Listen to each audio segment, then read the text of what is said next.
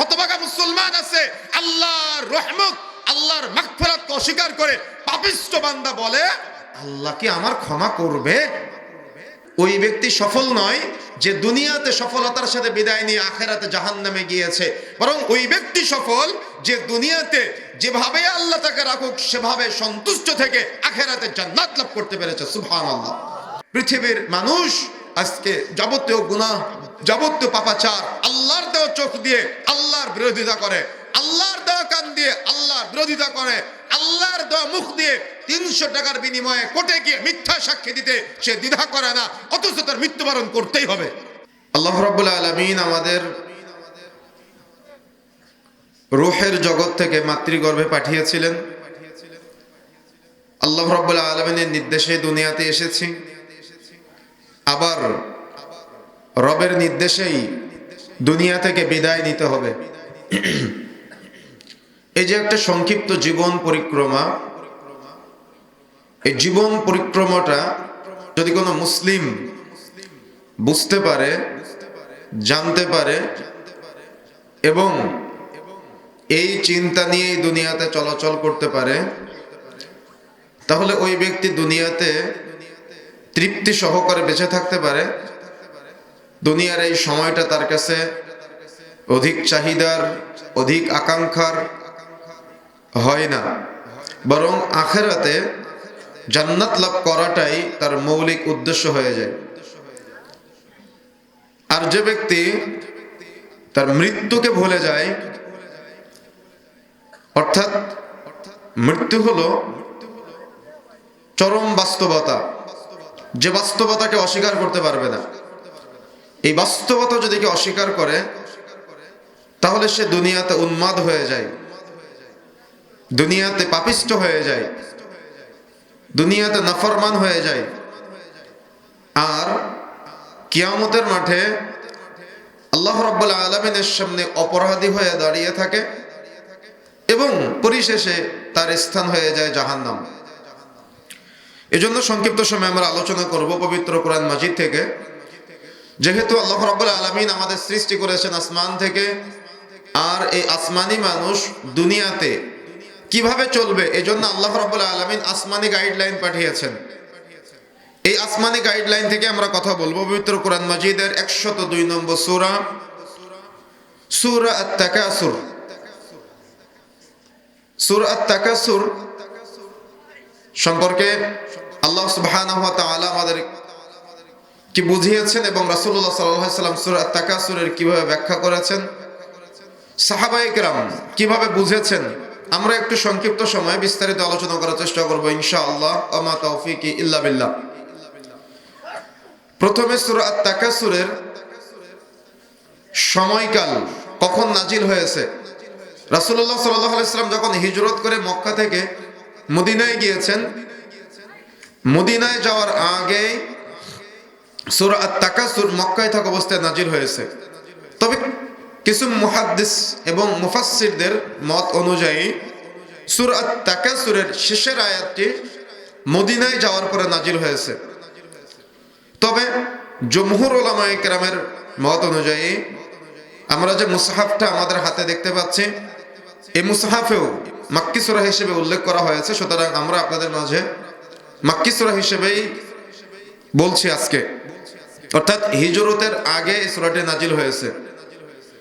সূরা আত-তাকাসুর আল্লাহ সুবহানাহু ওয়া তাআলা আমাদের চূড়ান্ত গন্তব্যস্থল সম্পর্কে আমাদের জানিয়েছেন, আমরা সেটা জানার চেষ্টা করব ইনশাআল্লাহ। আর তাকাসুর শব্দের অর্থ হলো প্রাচুর্যের প্রতিযোগিতা। বলেন তো তাকাসুর শব্দের অর্থটা কি? কথা বলতে হবে সবাই। তাকাসুর শব্দের অর্থ কি? পিছনের ভাইয়েরা বলেন তাকাসুর শব্দের অর্থ কি? আমাদের বক্তব্য একটু ভিন্ন, আমরা আবার বিভিন্ন বক্তাদের মতো হাসিয়ে, আনন্দ দিয়ে, তারপরে রস তামাশা দিয়ে বক্তব্য দিতে পারি না। যতটুকু সময় কথা বলবো, ইলমের কথা বলবো, কোরআন হাদিস থেকে কথা বলবো। হয়তো আপনাদের কাছে গতানুগতিক বক্তাদের বাহিরে কথা মনে হতে পারে, কিন্তু তারপরেও যেহেতু আমরা ইলমের মজলিসে বসেছি, আপনি যখন এখানে এসেছেন আপনার উদ্দেশ্য যদি হয়ে থাকে ইলম অর্জন করা, রাসূলুল্লাহ সাল্লাল্লাহু আলাইহি ওয়াসাল্লাম বলছেন সমুদ্রের নিচের মাছ পর্যন্ত আপনার জন্য দোয়া করবে। আর আপনার উদ্দেশ্য যদি হয় শুধু তৃপ্তি নিয়ে যাওয়া, তার মানে সরালো গজল, তারপরে বক্তার বক্তব্য কেমন হলো সেটার পর্যালোচনা করা, তাহলে আপনি আমাদের বক্তব্য বুঝতে পারবেন না। আর যদি উদ্দেশ্য হয় ইলম অর্জন, যে ইলমটা আমার ব্যক্তিগত কোনো ইলম না, ইলমটা হবে কোরআনের ইলম, কোরআনের জ্ঞান। খায়রুকুম মান তাআল্লামাল কুরআনা ওয়া আল্লামা, সর্বোত্তম হলো ওই ব্যক্তি যে নিজে কোরআনের শিক্ষা অর্জন করে এবং অপরকে শিক্ষা দেয়। তো আপনি এখানে কি করতেছেন? আপনি আমি দুজনে কিন্তু হাদিসের আওতায়। আপনি শিক্ষা অর্জন করতেছেন আর আল্লাহ রাব্বুল আলামিন আমাদের মাধ্যমে শিক্ষাটা দিচ্ছেন। আবার এই শিক্ষাটা আপনি অর্জন করে আপনার পরিবারের সদস্য, আপনার সন্তান, আপনার স্ত্রী, আপনার মহল্লার সদস্য, আত্মীয় স্বজন, পাড়া প্রতিবেশী, বন্ধু বান্ধব সবার মাঝে আপনি এই দাওয়াতটা, কোরআনের এই ইলমটা পৌঁছে দিবেন, তাহলে আপনিও উত্তম ব্যক্তি হতে পারবেন। কথা বুঝতে পেরেছেন? সুতরাং এখন যে অবস্থায় আপনি আছেন, যদি উদ্দেশ্য হয় ইলম অর্জন করা, যখন আপনি বাড়ি থেকে এসেছিলেন আপনার পায়ের নিচে ফেরেশতারা পাখা বিছিয়ে দিয়েছে। যদি আপনার উদ্দেশ্য হয় ইলম অর্জন করা, আপনি মাহফিল শেষ করে যে বাড়িতে যাবেন না, এই যখন ফিরে যাবেন তখন ফিল করবেন যদি উদ্দেশ্য হয় ইলম অর্জন করা, তাহলে আপনার পায়ের নিচে ফেরেশতারা পাখা বিছিয়ে দিবে। সুবহানাল্লাহ। কেন? যখন ইলম অর্জনের জন্য কেউ কোনো জায়গায় পথ অতিক্রম করে, রাসূলুল্লাহ সাল্লাল্লাহু আলাইহি ওয়াসাল্লাম বলছেন ফেরেশতারা তার পায়ের নিচে ফেরেশতাদের পাখাগুলা বিছিয়ে দেয় তাদের সম্মানার্থে। সুবহানাল্লাহ। সুতরাং মাহফিলগুলো হতে হবে ইলমের মজলিস। আপনাদের মাহফিলটা আমার অনেক পছন্দ হয়েছে। অনেক জায়গায় যাই, বক্তাদের বক্তব্য থামিয়ে নেতারা বক্তব্য দেয়। বক্তাদের বক্তব্যের আগে গত কয়েকদিন আগে জামালপুরে আমার উঠানোর কথা 10টায়, উঠাতে উঠাতে 11:30। কোন এক নেতা মুখে দাড়ি নেই কিন্তু কোরআন হাদিসের বক্তব্য দিচ্ছে সাধারণ মানুষদের। চলতেছে মাহফিলগুলো আজকে হাসি রঙ্গ তামাশা হয়েছে। মাহফিলে ভোট চাওয়া হয়, অথচ গণতন্ত্রের নোংরা শিরকিয়াতের পদ্ধতি যদি কোরআনের তাফসির যেখান থেকে প্রচার করা হবে সেখান থেকে চাওয়া হয়। এবার আবার এটা সাধারণ মানুষ মেনেও নেয়। কেন? কিছু কিছু মসজিদ আর মাদ্রাসার কমিটি দায়িত্বশীলরা থাকে, ওই ওদের কাছ থেকে 5,000 টাকা নিবে, তা সারাদিন পিছন পিছন ঘুরে থাকে। তার মানে এত নোংরা চরিত্রের অধিকারী, এজন্য মসজিদ মাদ্রাসার কোনো উন্নয়ন হয় না, মানুষের ঈমান আমলের উন্নয়ন হয় না। কেন? এই সমস্ত ফাসিকদের পিছনে এই 5,000 10,000 টাকার জন্য ঘুরে ঘুরে বেড়ায়। এই জন্য তাফসির মাহফিলগুলো আজকে কলঙ্কিত হয়ে যাচ্ছে। তাফসির মাহফিলগুলোকে মানুষ মূল্যায়ন করে না। কেন মূল্যায়ন করবে? এগুলো তো হাসি রঙ্গ তামাশা, একজন আর একজনের বিরুদ্ধে বলা, আর একজন আর একজনের বিরুদ্ধে বলা, এগুলো হয়েছে। এগুলো ইলম অর্জনের মজলিস আর নাই। মানুষের বসে থেকে যে ইলম অর্জন করবে এই প্রত্যাশাও নাই, আর যে আলোচনা করবে তার মাঝেও এই প্রত্যাশা নাই। বিভিন্ন জাল। এতক্ষণ এই তাফসিরের আলোচনা শুরু করলে এতক্ষণ চলে আসতো ওই যে হরিণের মিথ্যা কাহিনী রাসূলুল্লাহ সাল্লাল্লাহু আলাইহি ওয়াসাল্লামের সাথে ঘটেছিল, বলেছে না, অথচ জাল বর্ণনা, একেবারে নেহায়াত জাল বর্ণনা। শুনেছেন আপনারা রাসূলুল্লাহ সাল্লাল্লাহু আলাইহি ওয়াসাল্লাম রাস্তা দিয়ে যেতেন, বুড়ি নাকি বড়ের কাঁটা দিয়ে রাখতো, শুনেছেন না? তাফসীর বলে প্রচার করেছে বহু বক্তারা, অথচ কোরআন হাদিস যাচাই বাছাই করে কোথাও পাওয়া যায় না যেখানে বুড়ি থাকতেন আর রাসূল যেখানে থাকতেন 90 থেকে 95 কিলোমিটার দূরত্ব। বলেন তো কোন পাগলও কি এটা বিশ্বাস করে যে এত দূর থেকে কোন বুড়ি এসে বড়ের কাঁটা দিত রাসূলের রাস্তায়? অথচ তাফসীর বলে প্রচার করেছে, আপনারা শুনেছেন। অথচ আমাদের কোনো হেদায়েত হয়নি এগুলোর মাধ্যমে। এজন্য হেদায়েতের দরকার, হেদায়েতের নূর দরকার, আকাঙ্ক্ষা দরকার। মানুষের মনে শান্তি নেই, মানুষের মনে প্রশান্তি নেই, আয় ইনকামে বরকত নাই, ইবাদতে প্রশান্তি পায় না। নামাজ পড়ে ইমাম সাহেব পড়ে আলহামদুলিল্লাহি রাব্বিল আলামিন, আর আমরা চিন্তা করি মসজিদের বাহিরে কয় টাকা ইনকাম করলাম, কয় টাকা উপার্জন করলাম। তাই না? কি তাই নয় কি? এই চিন্তা না? তাহলে নামাজে মনোযোগ আছে আমাদের, সালাতে প্রশান্তি আছে আমাদের। আপনি সারাদিন কঠিন পরিশ্রম করলেন, ভ্যান চালালেন, রিক্সা চালালেন, দোকানে কাজ করলেন, তারপরে মাঠে কাজ করলেন। মাঠে কাজ করে যখন বাড়িতে ঢুকবেন তখন স্ত্রীর সাথেও বনাবনি হয় না, ঝগড়া আর বিবাদ, কিছুদিন পরে তালাক। তাহলে বলেন কোন জায়গাটায় আমাদের প্রশান্তি আছে? আর প্রশান্তি নেই কেন? কারণ আমাদের মাঝে জ্ঞান নাই, কোরআন হাদিসের জ্ঞান নাই, ধৈর্য নাই, সবরে জামিল আমাদের মাঝে নাই, যার কারণে আমাদের মাঝে প্রশান্তি নেই। আমাদের মাঝে সাকিনা নেই। সাকিনা কি? রবের পক্ষ থেকে হৃদয়ের প্রশান্তি, যে প্রশান্তি মানুষের হৃদয়ে আসলে মানুষ শুধুমাত্র জান্নাতের আকাঙ্ক্ষায় রবের সন্তুষ্টির জন্য দুনিয়াতে কাজ করতে চায়। এই আকাঙ্ক্ষা আমাদের মাঝে নাই, যার কারণে আমাদের মধ্যে পাপাচার, গুনাহ, অন্যায়, অশ্লীলতা, বেহায়াপনা, ইবাদত বন্দিগিতে মনোযোগ না থাকা, এগুলো অহরহ চলতেছে।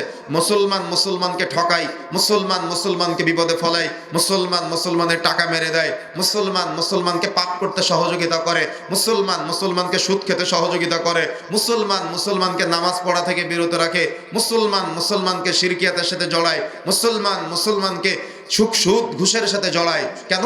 মানুষের মাঝে মনুষ্যত্ব বোধ আজকে নাই। সেই জন্য মানুষের মাঝে মনুষ্যত্ব বোধ আজকে নাই, ঈমান নাই। ঈমান না থাকার কারণে মনুষ্যত্ব বোধ মানুষের মাঝ থেকে বিদায় নিয়েছে। ওয়াল আসর, সময়ের শপথ, ইন্নাল ইনসানা লাফি খুসর, নিশ্চয়ই মানুষ ক্ষতিগ্রস্তের মধ্যে নিমজ্জিত। কে বলেছেন? কে বলেছেন? আল্লাহ। আজকে দেখেন, আপনার এই মহল্লায় সবচেয়ে বড়, বাংলাদেশে যতগুলো ওয়াজ মাহফিল হয়, সবচেয়ে বড় ওয়াজ মাহফিল আপনার এলাকায় হয়, তার মধ্যে একটা, তাই না? কিন্তু আপনার পার্শ্ববর্তী বাজারে চায়ের দোকানে কি সিনেমা বন্ধ আছে? আপনার পার্শ্ববর্তী বাজারে চায়ের দোকানে কি সিগারেট বিক্রয় বন্ধ আছে? আপনার আমার পার্শ্ববর্তী বাজারে সুদের লেনদেন কি বন্ধ আছে? ঘুষের লেনদেন কি বন্ধ আছে? প্রতিটা পরিবারে সিনেমা কি বন্ধ আছে? নাটক কি বন্ধ আছে? গান বাজনা কি বন্ধ আছে? এত বড় নিয়ামত দেওয়ার পরেও আমাদের মাঝে হেদায়েতের নূর নাই। তবুও কি আফসোস হয় না? সেলুনের দোকান নাই যেখানে গিয়ে আমাদের যুবক ভাইরা দাড়ি কাটে? বুঝেন না মনে হয় আমার কথা। তাহলে আল্লাহর পক্ষ থেকে এত বড়, বাংলাদেশের এমন কোন বড় আলেম নাই যারা আপনার এলাকায় আসে না, আপনার পাশে আসে না।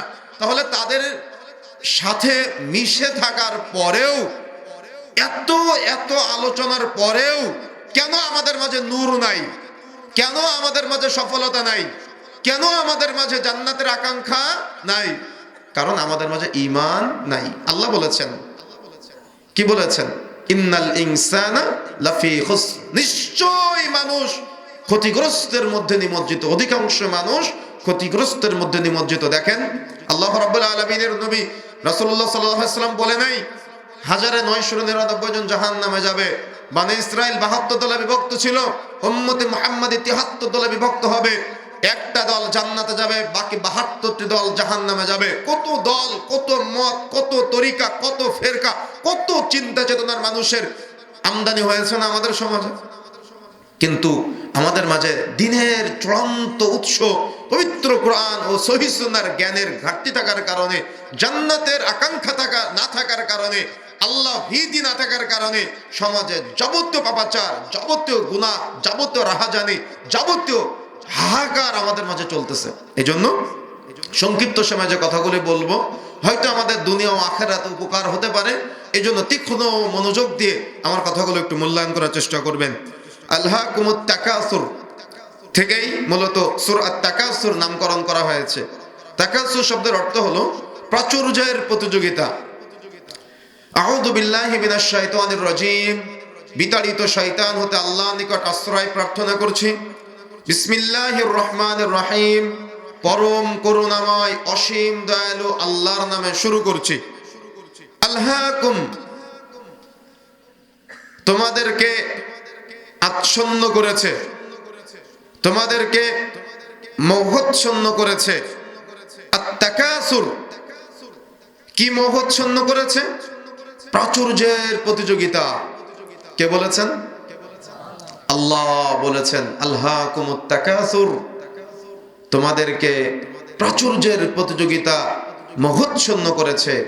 মানুষ প্রাচুর্যের প্রতিযোগিতার মোহে আচ্ছন্ন হয়েছে। ময়মনসিংহ বিভাগীয় শহরে কয়টা 10তলা বিল্ডিং আছে? যতগুলো 10তলা বিল্ডিং আছে, আপনি কি বলতে পারবেন কোন একটা বিল্ডিং ব্যাংক লোনের বাহিরে আছে? আমার কথার উত্তর দিবেন একটু। আপনার সাথে আমার কথা হবে এখন। আল্লাহ সুবহানাহু ওয়া তাআলা যে কথা বলেছেন, দেখেন মিল পান কিনা। যতগুলো 10 তলা 7 তলা 5 তলা বিল্ডিং আছে অধিকাংশ কোনো না কোনো ব্যাংকের সাথে লেনদেন, সুদের লেনদেন করে এই চমৎকার বিশাল প্রাসাদ নির্মাণ করেছে। আর আল্লাহ রাব্বুল আলামিন আপনাকে মনে করেন একটা টিনের চাল, কুড়ে ঘর বা একটা একতলা বাড়ি করা তৌফিক দিয়েছে আপনার হালাল টাকা থেকে। এখন যখনই আপনি ময়মনসিংহ শহরে যান, তখন ওই বিল্ডিং এর নিচ দিয়ে যখন যান, তখন আপনি ওই উপরের দিকে তাকায় থাকেন আর ভাবেন, আল্লাহ অমুক ব্যক্তিকে দিল, আল্লাহ যে কেন আমাকে দিল না। কি ভাবনা আসে কিনা? মানুষ আসতেই পারে কি, তাই না? তার মানে আমি 10 তলার উদাহরণ দিলাম, এমন বহু উদাহরণ আপনাদের জানা আছে। এখন মানুষ ব্যাংক থেকে লোন নিয়ে 1 তলা 2 তলা বাড়িও বানায়। কথা বুঝেন না মনে হয়? বানায় না? সুদের সাথে জড়ায় মানুষ 1 তলা 2 তলা বিল্ডিং বানায়। এখন হোম লোন পাওয়া যায়, হোম লোন নিয়ে যারা বাড়ি বানান, এটার সাথে যারা জড়িত, মনে রাখার চেষ্টা করবেন। দেখেন ওই যে বিল্ডিং এর নিচ দিয়ে যান আর হোম লোন নিয়ে অমুক ব্যাংক থেকে তমুক ব্যাংক থেকে বাড়ি প্রাসাদ নির্মাণ করেছে সে। আপনি যখন বাড়িটার পাশ দিয়ে যান, কিছুক্ষণের জন্য সেটার দিকে আপনি তাকিয়ে থাকেন, একেবারে নিরিখ হয়ে তাকিয়ে আছেন, আর আপনি ভাবেন, আল্লাহ যদি আমাকে একটু দিত, আল্লাহ তাকে দিল, আমাকে কেন দিল না? কি ভাবেন এমনটা? আচ্ছা, আল্লাহ রাব্বুল আলামিন তাকে দিয়েছে, কিভাবে দিয়েছে? অমুক ব্যাংক থেকে হোম লোন নিয়ে তাকে দিয়েছে। কিন্তু আল্লাহ রাব্বুল আলামিন আপনার হালাল রিজিকের মাধ্যমে টিনের চাল দিয়েছে, একতলা বিল্ডিং দিয়েছে। কিয়ামতের মাঠে আপনার সন্তানও দাঁড়িয়ে থাকবে, তার সন্তানও দাঁড়িয়ে থাকবে, কিন্তু তার সন্তান অভিযোগ করবে। আচ্ছা বলেন তো, সে এই প্রাসাদ নির্মাণ করেছে কার জন্য? ভবিষ্যৎ প্রজন্মের জন্য। ভবিষ্যৎ প্রজন্ম কিয়ামতের মাঠে অভিযোগ করবে আর বলবে, যখন এই সুদের টাকার বিল্ডিং এর জন্য সন্তানকে অপরাধী সাব্যস্ত করা হবে, তখন সে বলবে, আল্লাহ ওই সুদের টাকা তো আমি নেইনি, ওই বিল্ডিং তো আল্লাহ আমি বানাইনি, বানিয়েছিল আমার বাবা। আল্লাহ যদি আজকে জাহান্নামে যেতে হয়, আমি কেন জাহান্নামে যাব? যাবে আমার বাবা, আমি তো জাহান্নামে যেতে চাই না। আমার কথা বুঝেন না মনে হয়? এখন আপনি ওই বিল্ডিং এর নিচ দিয়ে যাচ্ছেন আর ভাবতেছেন, আল্লাহ তাকে দিল, আমাকে কেন দিল না? আচ্ছা, এখন আমি আপনাকে নির্ণয় করাই, আল্লাহ তাকে বেশি ভালোবাসে না আল্লাহ আপনাকে বেশি ভালোবাসে? এখন বলেন তো, কিয়ামতের মাঠে তার ছেলে এভাবে অভিযোগ করতেছে, ওই বিল্ডিং এর বালুকণা পর্যন্ত তার বিরুদ্ধে কথা বলবে, আর আপনি আপনার হালাল টাকায়, আপনি আপনার বৈধ টাকায় যে বাড়ি নির্মাণ করেছেন, আপনার বাড়িটা দুনিয়াতে অল্প মুসাফিরের ন্যায় যতটুকু প্রয়োজন আল্লাহ হালাল ইনকাম দিয়েছে, সেখান থেকে আপনি করেছেন। এখন বলেন তো, আল্লাহ কি আসলেই মূলত তাকে সম্মানিত করেছে না আপনাকে সম্মানিত করেছে? কাকে? হালাল ভাবে যে টিকে থাকতে পেরেছে, আল্লাহ তাকে সম্মানিত করেছে কিয়ামতের মাঠে। এখন বলেন, আপনার কাছে দুনিয়ার বাহ্যিক এই সফলতা কি চূড়ান্ত সফলতা, নাকি আখিরাতে জান্নাতের সফলতা চূড়ান্ত সফলতা? কোনটা? আচ্ছা, মনে রাখার চেষ্টা করবেন, ওই ব্যক্তি সফল নয় যে দুনিয়াতে সফলতার সাথে বিদায় নিয়ে আখিরাতে জাহান্নামে গিয়েছে, বরং ওই ব্যক্তি সফল যে দুনিয়াতে যেভাবে আল্লাহ তাকে রাখুক সেভাবে সন্তুষ্ট থেকে আখিরাতে জান্নাত লাভ করতে পেরেছে। সুবহানাল্লাহ। তাহলে আমরা কোনটা চাই? জান্নাত। দুনিয়ার কল্যাণও চাইতে হবে। রব্বানা আতিনা ফিদ দুনিয়া হাসানা ওয়া ফিল আখিরাতি হাসানা। দুনিয়ার কল্যাণও চাইতে হবে। আপনি দুনিয়ার অকল্যাণ চান, আমি এটা তো বলতেছি না, তবে আমি মূলত আপনাকে বোঝাতে চাচ্ছি যে আপনার আমার চিরস্থায়ী ঠিকানা হলো জান্নাত। এই জান্নাতের জন্য আমাদের আকাঙ্ক্ষা থাকতে হবে। রাসূলুল্লাহ সাল্লাল্লাহু আলাইহি ওয়াসাল্লাম বলেছেন, সহিহ মুসলিমের হাদিস, তিরমিজির হাদিস, মিশকাতের বর্ণনা, লম্বা আলোচনা। আল্লাহ রাসূল বুঝিয়েছেন, উম্মতে মুহাম্মাদের বয়স 60 থেকে 70 বছর। কত বছর? কিছু মানুষের বয়স বাড়বে, অতিরিক্ত হবে, কিন্তু অধিকাংশ উম্মতে মুহাম্মাদের বয়স 60 থেকে 70 বছর। আচ্ছা বলেন, এর মধ্যে আমাদের শৈশবকাল কেটে যায় কত বছর পর্যন্ত? আপনি 18 বছর ধরেন, 18-20 বছর ধরেন। যৌবনকাল থেকে কত বছর পর্যন্ত? 40 বছর পর্যন্ত ধরেন।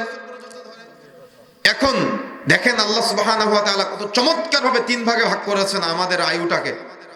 যখন 40 পার হয় তখন কিন্তু আস্তে আস্তে আস্তে আস্তে বার্ধক্য চলে আসে, তাই না? মানুষের মৃত্যুর নিকটতম সময় এসে চলে যায়। দেখেন মানুষ কত অসহায়, মানুষ কতটা অসহায়। মৃত্যুর গোসল দিয়েছেন কেউ? হাত হাত তোলেন তো, কে কে মৃত্যুর গোসল দিয়েছেন? দেখেন, যারা মৃত্যুর গোসল দিয়েছে তারা ভালোভাবে বলতে পারবে একজন মৃত ব্যক্তি যখন মারা যায়, মারা যাওয়ার পরে সে কতটা অসহায় হয়ে যায়। আমার এই হাত আমি নাড়াতে পারতেছি, কিন্তু মৃত্যু হয়ে গেলে আপনি হাতটা নাড়াতে পারবেন না। আপনার চমৎকার চোখ দিয়ে আপনি দেখতে পাচ্ছেন, কিন্তু মৃত্যু হয়ে গেলে চোখ থাকবে কিন্তু দেখা যাবে না। চমৎকার মুখ দিয়ে যখন যা মন চায়, ভালো মন্দ সত্য মিথ্যা সব বলতেছি, কিন্তু মৃত্যু হয়ে গেলে জবানে আর কথা বলা যাবে না। কত চমৎকার আল্লাহ কান দিয়েছেন শোনার জন্য, কিন্তু এই কানে হেডফোন লাগিয়ে গান শুনে আল্লাহর নাফরমানি করতেছি। মৃত্যু হয়ে গেলে কানটা কত অসহায় হয়ে যাবে। সবাই ডাকবে আব্বু আব্বু বলে, সবাই ডাকবে আম্মু আম্মু বলে, সবাই সন্তানকে তার যত মনের আবেগ অনুভূতি আছে সব কিছু দিয়ে, হৃদয় নিংড়ানো ভালোবাসা কান্না দিয়ে মৃত ব্যক্তিকে আহ্বান করবে। কিন্তু বলেন তো, ওই আহ্বান কি সে তার কান দিয়ে আর শুনতে পাবে? যারা মৃত্যুর গোসল দেয় তারা জানে, যদি কারোর পেটের মধ্যে অসুবিধা থাকে, অসুখ থাকে, রোগ থাকে, লিভারের সমস্যা থাকে, লাস্টটা 2-1 দিন দেরি হয় গোসল দেওয়ার জন্য, তাহলে মানুষ মারা যাওয়ার পরে তার পেটে চাপ দিয়ে পিছনের রাস্তা দিয়ে ময়লাগুলো বের করে দিতে হয়। এই ময়লাগুলো কতটাই দুর্গন্ধ ছড়ায়। অথচ আমাদের এই দুনিয়াবী জীবনে সামান্য এই দেহের জন্য আমাদের বোনেরা বাহ্যিক চেহারার সৌন্দর্যের জন্য পর্দা করে না। আমাদের যুবক ভাইয়েরা বাহ্যিক চেহারার সৌন্দর্যের জন্য মুখে দাড়ি রাখে না। আমাদের যুবক ভাইয়েরা কত চমৎকার ভাবে আল্লাহর দেওয়া নিয়ামতগুলোকে অস্বীকার করে কুফরির সাথে সম্পৃক্ত হয়ে যায়। কেউ ভাবার চেষ্টা করে না মৃত্যুর পরে ও যে নিজের গোসল দিবে, গোসলটা দিতে পারে না। 2 জন ব্যক্তি তাকে বসানো লাগে, অনেক সময় ডান পাশে কাত করা লাগে, বাম পাশে কাত করা লাগে। কত অসহায় অবস্থায় সে হয়ে যায়। এই দেহের 5 পয়সা কোনো মূল্য থাকে না। তার মৃত্যুর পরে তার গোসলের সময় তার পিছনের রাস্তা দিয়ে পেটে চাপ দিয়ে ময়লাগুলো বের করে ফেলে দিতে হয়। তাকে কাফনের মধ্যে জড়িয়ে কবরের মধ্যে রেখে আসে, কিন্তু সে একটিবারের জন্য বলতে পারে না যে আমি এই গহীন অন্ধকার কবরের মধ্যে থাকবো না, আমি এই বাঁশঝাড়ের মধ্যে থাকবো না, আমি এই ভয়ঙ্কর গোরস্থানে থাকতে চাই না। বলেন কি কেউ বলতে পারে এভাবে? কেউ বলতে পারবে না। আর এটাই নির্মম চূড়ান্ত বাস্তবতা, যে বাস্তবতা যদি কোনো মুসলমান না বুঝে তাহলে সে দুনিয়ার প্রাচুর্যের প্রতিযোগিতায় মোহে আচ্ছন্ন হয়ে সে আখিরাত হারিয়ে ফেলবে।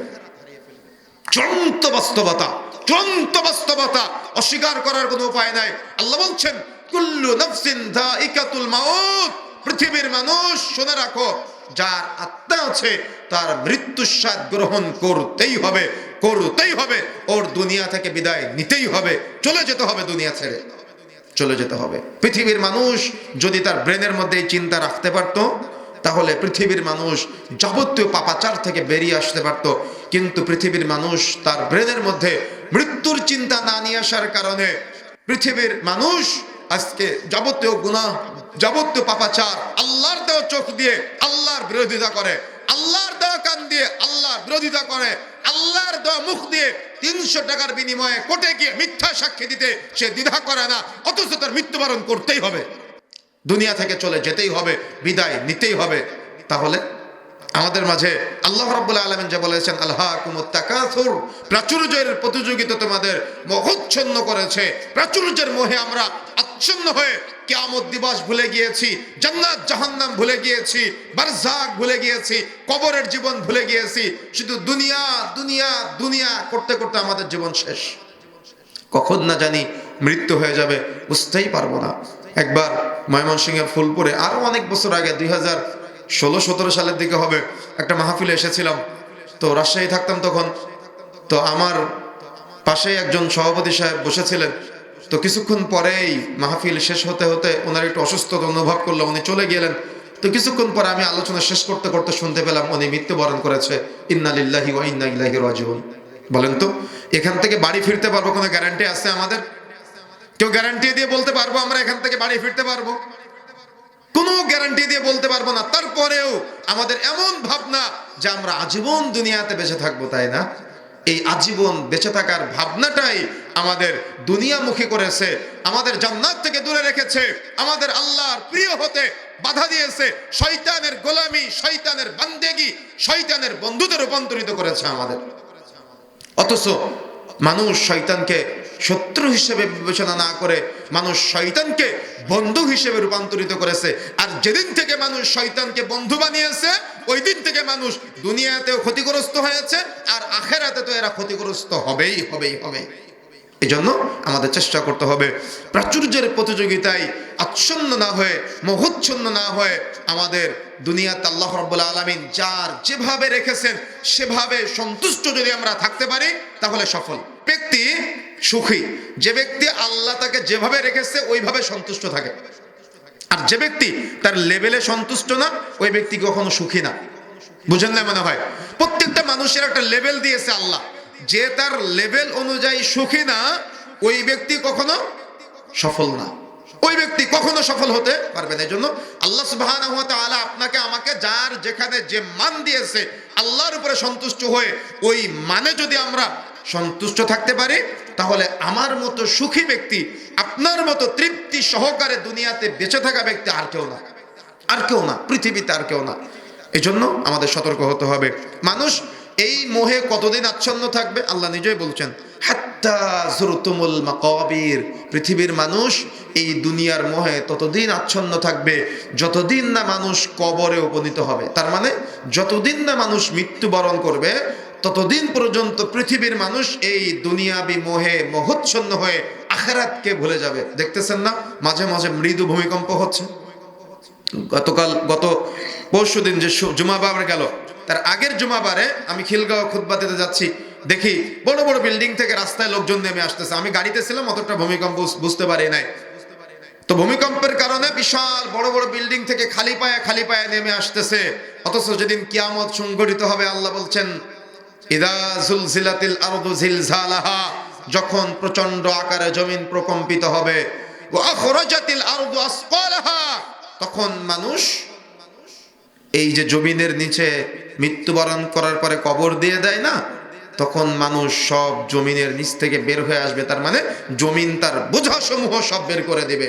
আল্লাহ বলছেন, হাল আতাকা হাদিসুল গাশিয়া। হাল শব্দের অর্থ কি? আতাকা, তোমাদের কাছে পৌঁছে গিয়েছে। হাদিস শব্দের অর্থ হলো বর্ণনা, সংবাদ, খবর। আল গাশিয়া, কিয়ামতের। তার মানে কিয়ামতের সংবাদ তোমাদের কাছে পৌঁছে দেওয়া হয়েছে। তোমরা কতটুকু সতর্ক হয়েছো? বলেন, আমরা কি সতর্ক হয়েছি? আমরা তো সতর্কতা অবলম্বন করতে পারি নাই, ব্যর্থ হয়েছি। এই ব্যর্থতার দায়ভার আমাদের নিতেই হবে। সুতরাং আল্লাহ বলছেন, হাত্তা যুরতুমুল মাকাবির, মানুষ এই দুনিয়ার মোহে ততদিন আচ্ছন্ন থাকবে। তাদের মাঝে ওয়াজ মাহফিল হবে, বিশাল ধানীখোলার বড় সম্মেলন হবে। তারা ওয়াজ মাহফিলে বক্তব্য শুনবে, কিন্তু তারা সিগারেট বিক্রয় করা বন্ধ করবে না। দুনিয়াবি বড়লোক হওয়ার আশায়, দুনিয়াবি বড়লোক হওয়ার আশায় তারা দোকানে সিনেমা দেখানো বন্ধ করবে না। দুনিয়াবি বড়লোক হওয়ার আশায় সুদের লেনদেন ছাড়বে না। দুনিয়াবি বড়লোক হওয়ার আশায় তারা ঘুষের লেনদেন ছাড়বে না। তারা দুনিয়াবি বড়লোক হওয়ার আশায় তারা টেন্ডারবাজি, তারা অন্যায়ভাবে মানুষকে ঠকানো ছাড়বে না। পৃথিবীর মানুষ মৃত্যুবরণ করা পর্যন্ত এই পাপের সাথে সম্পৃক্ত থাকবেই, সম্পৃক্ত থাকবেই ও সম্পৃক্ত থাকবেই। আর আল্লাহ রাসূল সাল্লাল্লাহু আলাইহি ওয়াসাল্লাম বলেছেন, পৃথিবীর মানুষকে যদি এক উপত্যকা ভর্তি স্বর্ণ দেওয়া হয়, মানুষ আর এক উপত্যকা ভর্তি স্বর্ণ চাইবে। যতক্ষণ পর্যন্ত না মানুষের মুখ মাটি দ্বারা পূর্ণ করা হবে, ততক্ষণ পর্যন্ত মানুষ আরো চাইতেই থাকবে। এটাই বাস্তবতা। আপনি আমাদের সবার বদভ্যাস হলো আরো চাওয়া। একটা গাড়ি আছে, দুইটা লাগবে। একটা বাড়ি আছে, আরেকটা লাগবে। 2 কাঠা জমি আছে, আরো 5 কাঠা লাগবে। কিন্তু কখনো ভাবনা চিন্তা নাই, জান্নাতে অমুক মসজিদে 10 টাকা দান করেছি একটা ঘর, আরেক মসজিদে 10 টাকা দান করে আরেকটা ঘর নির্মাণ করতে চাই। সুবহানাল্লাহ। এই আকাঙ্ক্ষা আমাদের হৃদয়ে নাই। কেন নাই? শয়তান ভুলিয়ে দিয়েছে। তাই আজকে থেকে বলে যাচ্ছি, সপ্তাহে যে কয় টাকা ইনকাম করবেন, যতগুলো মসজিদ দেখবেন, প্রত্যেক মসজিদ নির্মাণের জন্য আপনি নিজ উদ্যোগে আপনার সামর্থ্য অনুযায়ী কোথাও 100, কোথাও 200, কোথাও 500, কোথাও 1000, কোথাও 10 টাকা, সামর্থ্য না থাকলে 1 টাকা হলেও দান সাদাকা করে রাসূলের হাদিসকে বাস্তবায়ন করার চেষ্টা করবেন। মান বানা লিল্লাহি মাসজিদান বানাল্লাহু লাহু বাইতান ফিল জান্নাহ। যে ব্যক্তি মসজিদ নির্মাণ করবে তার জন্য জান্নাতে ঘর নির্মাণ করা হবে। এই নিয়ত করবেন, যত মসজিদ নির্মাণ করবেন জান্নাতে তত প্রাসাদ হবে আপনার জন্য। সুবহানাল্লাহ। আকাঙ্ক্ষা থাকতে হবে হৃদয়ে যে আমার জান্নাতে ঘর চাই।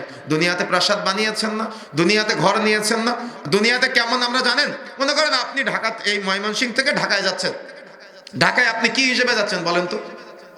মুসাফির। কি হিসেবে যাচ্ছেন? আমি আপনার এখানে এসেছি কি হিসেবে বলেন? আজকে মুসাফির হালাতে এসেছি। আসতে আসতে কোথাও আমি একটু নামাজের বিরতি দিয়েছিলাম, কোথাও আমি স্বল্প সময়ের জন্য দাঁড়িয়েছিলাম। আপনি যখন ময়মনসিংহ থেকে ঢাকায় যান তখন আপনার গাড়িটাও কিন্তু কোথাও যাত্রা বিরতি দেয়, তাই না?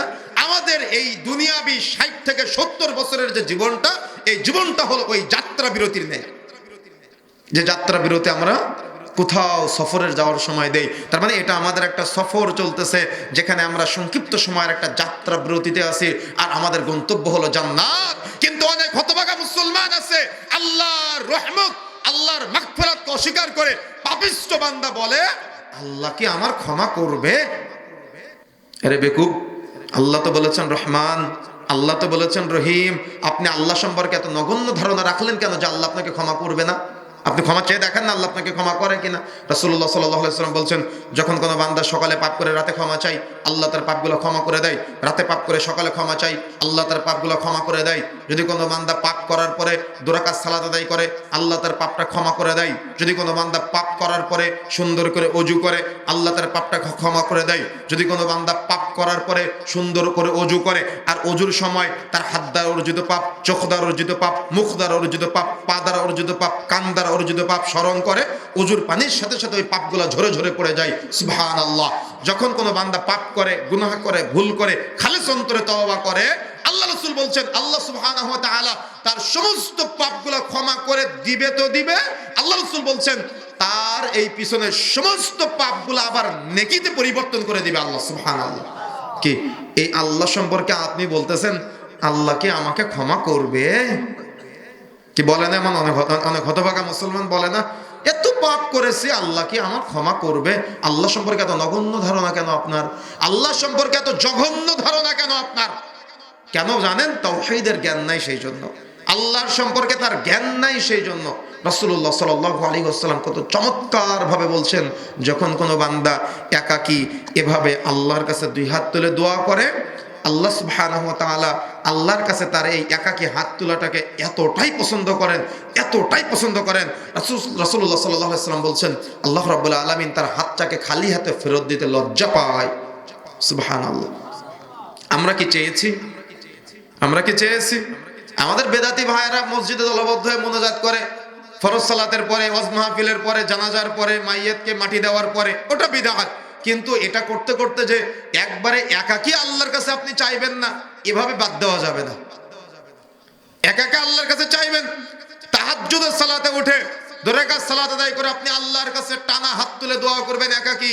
মনের যত ইচ্ছা আশা আকাঙ্ক্ষা আছে, পৃথিবীর মানুষ সবচেয়ে সুখী ওই ব্যক্তি যে আল্লাহর সাথে বন্ধুত্ব স্থাপন করতে পারে, যে আল্লাহর সাথে বন্ধুত্ব স্থাপন করতে পারে, তার মতো সুখী ব্যক্তি পৃথিবীতে আর কেউ নাই। আর ওই ব্যক্তি আল্লাহর সাথে বন্ধুত্ব স্থাপন করতে পারে যে তাহাজ্জুদের সালাত আদায় করে। কেন? মসজিদে ফরজ সালাত আদায় করতে যান, 5 জন ব্যক্তি আপনার পাশে থাকে, 5 জন ব্যক্তিকে দেখে কে দেখলো কে দেখলো না, 2 রাকাত সালাত 5 মিনিট লম্বা হয়।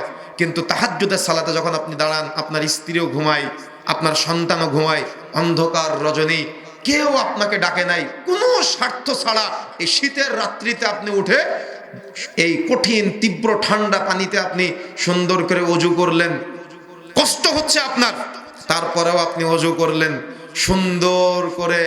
এই ঠান্ডার মধ্যে আপনি লম্বা সময় দাঁড়িয়ে 2 রাকাত সালাত আদায় করলেন, লাইট বন্ধ করা, কেউ দেখতেছে না, কেউ দেখতেছে না। আপনি 2 রাকাত সালাত আদায় করলেন, 2 রাকাত সালাতের মধ্যে সাজদায় গিয়ে আপনি আল্লাহর সাথে কথোপকথন করলেন, সূরা ফাতিহা পাঠ করলেন, আপনি বলেন আলহামদুলিল্লাহি রাব্বিল আলামিন। তখন আল্লাহ সন্তুষ্ট হয়ে আপনার কথার জবাব দিয়ে বলে হামিদানি আব্দি, আমার বান্দা আমার প্রশংসা করলো। সুবহানাল্লাহ।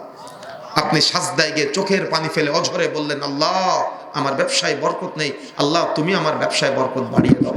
আল্লাহ আমার সন্তানের রেজাল্ট বের হবে, পরীক্ষা দিচ্ছে, আল্লাহ তুমি তাকে ভালো রেজাল্ট করা তৌফিক দাও।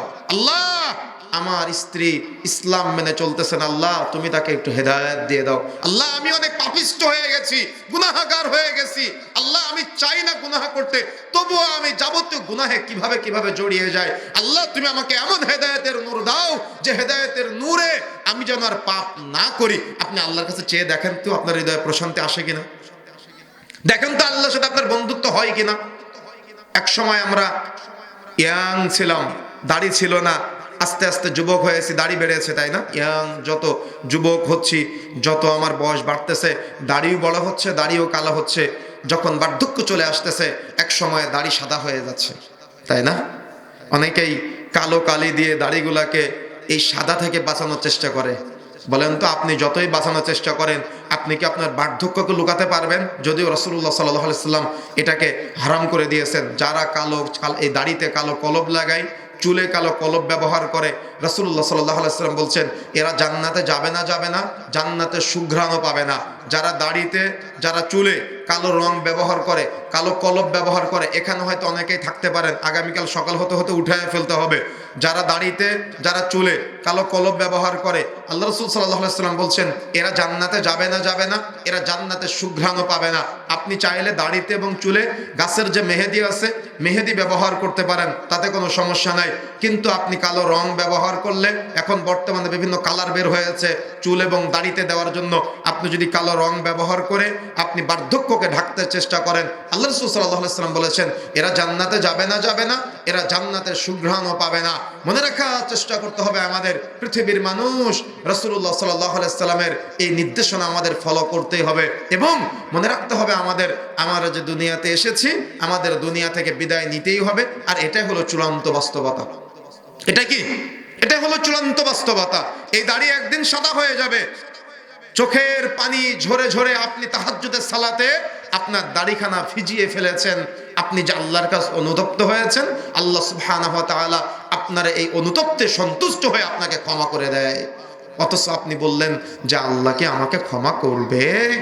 তার মানে আল্লাহ সম্পর্কে আপনার জঘন্য ধারণা, কোনো সঠিক ধারণা আপনি নিতে পারেন নাই, ব্যর্থ হয়েছেন। এই জন্য মাইকের আওয়াজ যতদূর পর্যন্ত যাচ্ছে, প্রবন্ধুরা আমার, আমি বুঝাতে চাচ্ছি আপনাদের যে আল্লাহ রাব্বুল আলামিন বলেছেন হাত্তা যুরতুমুল মাকাবির, পৃথিবীর মানুষ এই দুনিয়াবি মোহে ততদিন আচ্ছন্ন থাকবে যতদিন পর্যন্ত না মানুষ কবরে উপনীত হবে, মৃত্যুবরণ না করবে, ততদিন পর্যন্ত পৃথিবীর মানুষ এই মোহে আচ্ছন্ন হতেই থাকবে। সুতরাং আমরা যেন এই মোহে আচ্ছন্ন না হই, সেদিকে আমাদের খেয়াল রাখতে হবে। পারবো ইনশাআল্লাহ।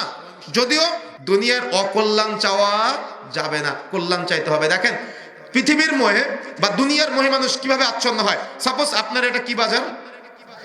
ধানীখোলা বাজার, অনেক পরিচিত একটা নাম। এই ধানীখোলা বাজারে একটা চায়ের দোকানদার ভাই, আমি গত পরশুদিন মাহফিল করেছি হলো ফুলবাড়িয়া, ওই যে আন্দারিয়া পাড়ার ওই সাইডে। তো রাত্রে মাহফিল করে আসার পথে এক ভাইয়ের দোকানে বসলাম, আমাদের এক দিনী ভাই। তো ওনার বিষয়টা ভালো লাগলো যে উনি ওনার দোকানে সিগারেটও বিক্রয় করে না, উনি ওনার দোকানে পানের সাথে জর্দা বিক্রয় করে না, আবার ওনার দোকানে কোনো সিনেমা টিভিও নাই। এখন মনে করেন আপনার আন্দারিয়া পাড়া ধানীখোলা বাজারে এমন একজন দিনী ভাই আছে যার ঈমান অনেক পাকাপোক্ত, যার ঈমানটা অনেক মজবুত। এই পাকাপোক্ত ঈমানের দিনী ভাই ও ওই ধানীখোলা বাজারে দোকানদারি করতেছে। তার দোকানে কাস্টমার অনেক কম। কেন? টিভি নাই, কেন সিগারেট নাই। এখন পাশের দোকানে দেখতেছে যে তার দোকানে সিগারেট আছে, তার দোকানে টিভি আছে, তার দোকানে জর্দা আছে, অনায়াসে কাস্টমার বেশি হবে, স্বাভাবিক, তাই না? কাস্টমার কি কম হবে না বেশি হবে? তার দোকানে বেশি হবে। এখন এর মনের মধ্যে শয়তান খসখসানি দিচ্ছে, উস্কানি দিচ্ছে, এটা বিক্রয় করলে আর কি হয়, কত টাকা ইনকাম করে, দৈনিক 1500 টাকা ইনকাম করে, আর তুমি মাত্র 500 টাকা ইনকাম করতে পারো না, হিমশিম খাও। যেই শয়তান উস্কানি দিল, ও সিগারেট বিক্রয় করা শুরু করে দিল। ও ব্যাংক থেকে লোন নিয়ে, সমিতি থেকে লোন নিয়ে একটা টিভি কিনে চালানো শুরু করে দিল। এভাবে হয় কিনা বলেন? এভাবে হয় না? ও শুরু করে দিল সিগারেট বিক্রয় করা, ও শুরু করে দিল সিনেমা দেখানো। পক্ষান্তরে কি হলো? পক্ষান্তরে কি হলো? কি মাসালা দিবেন বলেন? সকাল 8টা থেকে রাত্রি 10টা পর্যন্ত তার দোকানে যত মানুষ সিনেমা দেখবে, সিনেমার ডিশের বিল কে দেয়? দোকানদার দেয়। কারেন্টের বিল কে দেয়? দোকানদার দেয়। টিভি কার টাকায় কেনা? দোকানদারের টাকায় কিনা। টিভিটা চালু করে দিল কে? দোকানদার দিল। দেখতেছে কে? শত শত পাবলিক, যত মানুষ তার দোকানে বসে বসে সিনেমা দেখবে, প্রত্যেক ব্যক্তির একটা করে পাপের ভাগ তার আমলনামায় যাচ্ছে। বুঝেন নাই মনে হয়? দেখেছেন দুনিয়ার মোহ মানুষকে কিভাবে ধ্বংস করে, আখিরাত থেকে বিমুখ করে। সেম একইভাবে ওর দোকানে সকাল 8টা থেকে রাত্রি 10টা পর্যন্ত যত মানুষ সিগারেট খাবে, বিড়ি কিনে খাবে, পানের সাথে জর্দা ক্রয় করে খাবে, রাসূলুল্লাহ সাল্লাল্লাহু আলাইহি ওয়াসাল্লাম বলছেন লা ইয়াদখুলুল জান্নাতা মুদমিনুল খামার, যে ব্যক্তি নেশা জাতীয় দ্রব্য সেবন করে সে জান্নাতে যাবে না। রাসূলুল্লাহ সাল্লাল্লাহু আলাইহি ওয়াসাল্লাম বলছেন সালাসাতুন কাদ হাররামাল্লাহু আলাইহিমুল জান্নাহ, 3 শ্রেণীর ব্যক্তির উপরে জান্নাত হারাম, যারা জান্নাতে যাবে না। তার মধ্যে 1 নম্বর হলো মুদমিনুল খামার, যে ব্যক্তি নেশা জাতীয় দ্রব্য সেবন করে। রাসূলুল্লাহ সাল্লাল্লাহু আলাইহি ওয়াসাল্লাম বলছেন এই নেশা জাতীয় দ্রব্য সেবন করা এতটাই জঘন্যতম পাপ, নিজের মা, নিজের খালা, নিজের ফুফুর সাথে জেনা করার সমতুল্য পাপ। এই পাপ এতটাই জঘন্যতম পাপ, একবার সেবন করলে আগামী 40 দিনের ইবাদত কবুল হয় না। এই মাদক দ্রব্য প্রকাশ্যে যে ব্যক্তি সেবন করবে তার জানাজার সালাতে ঈমানদাররা অংশগ্রহণ করবে না। আল্লাহ রাসূলের এতগুলো কথা থাকার পরেও ও সকাল 8টা থেকে রাত্রি 10টা পর্যন্ত এই মাদক দ্রব্য বিক্রয় করলো। এই মাদক দ্রব্য বিক্রয় করার কারণে ও কিন্তু একা বিক্রয় করতেছে, কিন্তু খাচ্ছে কতজন? হাজার হাজার লোক, শত শত লোক। রাসূলুল্লাহ সাল্লাল্লাহু আলাইহি ওয়াসাল্লামের লম্বা আলোচনা গুনাহের কাজে সহযোগিতা করলো সে। মনে রাখার চেষ্টা করবেন, ও একা বিক্রয় করতেছে, কিন্তু যত মানুষ তার দোকান থেকে সিগারেট ক্রয় করে খাবে, তার দোকান থেকে জর্দা ক্রয় করে খাবে, মাইকের আওয়াজ যদি ধানীখোলাবাসীর দোকানে পৌঁছায়, জানি না হেদায়েত আছে কিনা, আজকে এই মুহূর্তে বক্তব্য শুনতে শুনতে ওই সিগারেট ছুঁড়ে ফেলে দিতে হবে। এগুলা বিক্রয় হবে তারপরে ফেলে দেবে এমনটা না, এই মুহূর্তে বর্জন করতে হবে। কারণ তা না হলে সকাল থেকে যত মানুষ আপনার দোকানে সিগারেট ক্রয় করে খাবে, জর্দা ক্রয় করে খাবে, প্রত্যেক ব্যক্তির একটা করে পাপের ভাগ আপনার আমলনামায় যাবে। যদি পাপের ভাগ নিতে চান তো বিক্রয় করবেন, আর যদি দুনিয়ার মোহে আচ্ছন্ন না হয়ে থাকে তাহলে আজকে এই মুহূর্তে সবগুলো ধ্বংস করে দিতে হবে, সব শেষ করে দিতে হবে। বরকতের মালিককে আল্লাহ বরকত বাড়ায় দিবে। আকাঙ্ক্ষা থাকতে হবে কিসের? বরকতের আকাঙ্ক্ষা থাকতে হবে। কিন্তু আমাদের মাঝে তো ওই চিন্তা নাই। দেখবেন নাই, এই আওয়াজ পৌঁছানোর পরেও সিগারেট বিক্রয় চলবে, এই আওয়াজ পৌঁছানোর পরেও সিনেমা হল চলবে। আগে মানুষ সিনেমা দেখতো ময়মনসিংহ শহরে গিয়ে, এখন প্রত্যেকটা চায়ের দোকান এক একটা সিনেমা হল, এক একটা সংসদ ভবন, আর একটা মদ, তার মানে জুয়া, ক্যারাম বোর্ড, ফেন্সি ডিল, হিওবা, ইয়াবা, এগুলার আড্ডাখানা। কি তাই না? অস্বীকার করতে পারবেন? অস্বীকার করতে পারবেন আপনি? অস্বীকার করার অপশন নাই। মাইকে শুনতেছে কিন্তু মোহর মারা যে অন্তরে, অন্তরে মোহর মারা কাজ করবে না, অন্তরে মোহর মারা কাজ করবে না। আল্লাহকুমুত তাকাসুর, প্রাচুর্যের প্রতিযোগিতায় মানুষ এই মোহে আচ্ছন্ন হয়ে আছে। ওই দিন বুঝতে পারবে যেদিন তার মৃত্যু হয়ে যাবে। হাত্তা যুরতুমুল মাকাবির, মানুষ এই মোহে ততদিন আচ্ছন্ন থাকবে যতদিন পর্যন্ত না মানুষ কবরে উপনীত হবে। মানুষের মৃত্যু 2 ধরনের, একটা হলো জান্নাতি আত্মার মৃত্যু, আর একটা হলো জাহান্নামী আত্মার মৃত্যু। একটা হলো জান্নাতি আত্মার মৃত্যু, আর একটা হলো জাহান্নামী আত্মার মৃত্যু। জান্নাতি ব্যক্তির মৃত্যুটা যখন হয়, সংক্ষেপে বলছি, তখন ওই ব্যক্তির মাথার কাছে এসে মালাকুল মাউত বসে, আর তার সাথে একদল ফেরেশতা আসে, যে ফেরেশতার হাতে থাকে সুগন্ধি মিশ্রিত জাফরান মিশ্রিত কাফন, যারা চোখের দৃষ্টিসীমার বাহিরে অপেক্ষায় থাকে। আর মালাকুল মাউত মাইয়েতের মাথার কাছে এসে বসে। কোথায় বসে বলেন তো? রূহ কবজ করে নিয়ে যায় যে ওই ফেরেশতার নাম কি? সমাজের মানুষ কি বলে? আজরাইল। পৃথিবীতে কোনো ফেরেশতার নাম নেই। কথা বুঝতে পেরেছেন? আজরাইল কোনো ফেরেশতার নাম না, বলতে হবে কি? মালাকুল মাউত। তো মালাকুল মাউত মাথার কাছে এসে বসে বলে, অমুকের ছেলে অমুকের আত্মাটা বের হয়ে আসো, অমুকের মেয়ে অমুকের আত্মাটা বের হয়ে আসো। মৃত্যু কিভাবে হয় আজকে বলে যাচ্ছি, মনে রাখার চেষ্টা করবেন। যখন মালাকুল মাউত ওভাবে আহ্বান করে জান্নাতি ব্যক্তির আত্মাটা, আল্লাহ রাসূল বলছেন কলসের মধ্য থেকে পানি বের হওয়া সহজ না কঠিন? সহজ না কঠিন? আল্লাহ রাসূল বলছেন যেভাবে কলসের মধ্য থেকে পানি বের হয়, মালাকুল মাউতের হাতে আত্মাটা এরকম সহজে বের হয়ে আসে। সুবহানাল্লাহ। ওই আত্মাটা নিয়ে মালাকুল মাউত ওই জাফরান মিশ্রিত সুগন্ধি মিশ্রিত কাফনের মধ্যে দিয়ে দেয়। ফেরেশতারা ওই আত্মাটা নিয়ে আসমানের দিকে যেতে থাকে, যেতে প্রথম আসমানের দরজার নিকটবর্তী যায়। প্রথম আসমানের দরজার দ্বাররক্ষী জিজ্ঞাসা করে, এটা কে? ফেরেশতারা বলে, এটা হলো অমুকের ছেলে অমুকের আত্মা। তার জন্য প্রথম আসমানের দরজা খুলে দেওয়া হয়। এভাবে দ্বিতীয় আসমান, তৃতীয় আসমান করতে করতে সপ্তম আসমান পর্যন্ত তার আত্মাটাকে নিয়ে যাওয়া হয়। কিছু কিছু বর্ণনায় পাওয়া যায় প্রথম আসমানের পরে অপেক্ষমান থাকে আত্মাটা, যে আল্লাহর পক্ষ থেকে এই আত্মাটাকে জান্নাতি ঘোষণা হবে না জাহান্নামী ঘোষণা হবে, ইল্লিনের খাতায় লিপিবদ্ধ করা হবে নামটা, না সিজ্জিনের খাতায় লিপিবদ্ধ করা হবে। আত্মাটা অপেক্ষায় আছে, তার জান্নাত নাকি তার জাহান্নাম। আর এদিকে মাইয়েতের আত্মীয় স্বজন তাকে সুন্দর করে গোসল দিয়ে, তাকে সুন্দর আদর যত্ন মায়া দিয়ে, কাফনের কাপড় পরিয়ে, তাকে জানাজার সালাত পড়িয়ে তাকে কবরের মধ্যে রেখে চলে আসে। যখন কবরের মধ্যে রেখে আত্মীয় স্বজনরা চলে আসে, তখন আল্লাহ তাকে নির্দেশ দিয়ে দেয় এই আত্মাটাকে ইল্লিনের খাতায় লিপিবদ্ধ করা হোক। যখন আল্লাহর ফয়সালা চলে আসে, তখন ওই আত্মাটাকে সুন্দর করে নামিয়ে নিয়ে আসা হয়। কি করা হয় বলেন তো? নামিয়ে নিয়ে আসা হয় কবরের ভিতরে আত্মাটাকে, মাইয়েতের রূহ, আত্মাটা মাইয়েতের, এই রূহটা মাইয়েতের দেহের মধ্যে দেওয়া হয়। আত্মাটা মাইয়েতের দেহের মধ্যে যখন দেওয়া হয়, তখন তাকে বসানো হয়। বসানোর পরে জিজ্ঞাসা করা হয়, মার রব্বুকা, তোমার রবকে? দুনিয়াতে আল্লাহকে চিনতো, আল্লাহকে জানতো, আল্লাহর কথা মানতো, এই জন্য সে আল্লাহকে চিনতে পারবে, বলবে রব্বি আল্লাহ, আমার রব আল্লাহ। তখন তাকে দ্বিতীয় প্রশ্ন করা হবে, মা দীনুকা, তুমি কোন দিনের উপরে ছিলে? দুনিয়াতে দিন ইসলাম সম্পর্কে জানতো, দিন ইসলাম চর্চা করতো, দিন ইসলাম তার মায়া মহাব্বত ভালোবাসা ছিল, এজন্য সে বলবে আমার দিন ইসলাম। তখন তাকে তৃতীয় প্রশ্ন করা হবে, মা নাবিয়্যুকা, তোমার নবীকে বা এই যে ব্যক্তিকে দেখতে পাচ্ছ ইনি কে? দুনিয়াতে রাসূলকে মহাব্বত করত, দুনিয়াতে রাসূলকে ভালোবাসতো, পৃথিবীতে দুনিয়াতে পিতামাতা সন্তান সন্তানাদি যা কিছু আছে সব কিছু চাইতে রাসূলকে বেশি ভালোবাসতো। ও দেখে চিনতে পারবে, বলবে আমার নবী মুহাম্মদ সাল্লাল্লাহু আলাইহি ওয়াসাল্লাম। তখন তাকে প্রশ্ন করা হবে, তুমি যেগুলা বললে তুমি এগুলা জানলে কোথা থেকে? তখন সে জানার সোর্সটা বলবে। তার মানে কি করতে হবে বলেন তো? কি করতে হবে? জ্ঞান অর্জন করতে হবে, ইলম অর্জন করতে হবে। আল্লাহ সম্পর্কে জ্ঞান থাকা লাগবে, নবী সম্পর্কে জ্ঞান থাকা লাগবে, দিন ইসলাম সম্পর্কে জ্ঞান থাকা লাগবে। কোরআন হাদিস কি শুধু হুজুরদের জন্য? হুজুররা কবরে জবাব দিবে কেন? আপনার জবাব দেওয়া লাগবে না? দুনিয়াতে এক কাঠা জমি কেনার জন্য দাগ নম্বর, খতিয়ান নম্বর, পর্চা নম্বর, কোথায় কি আছে সব খুঁজে বের করেন। কিন্তু যাকে সব থেকে ছোট জান্নাত দেওয়া হবে, তার জান্নাত হবে গোটা পৃথিবীর মতো। 10টা পৃথিবী একসাথে করলে যত বড় হয়, তার জান্নাত হবে এত বড়। আপনি এত বড় জান্নাত নেবেন, তার জন্য যাচাই বাছাই করতে হবে না, তার জন্য দলিলের দরকার নাই।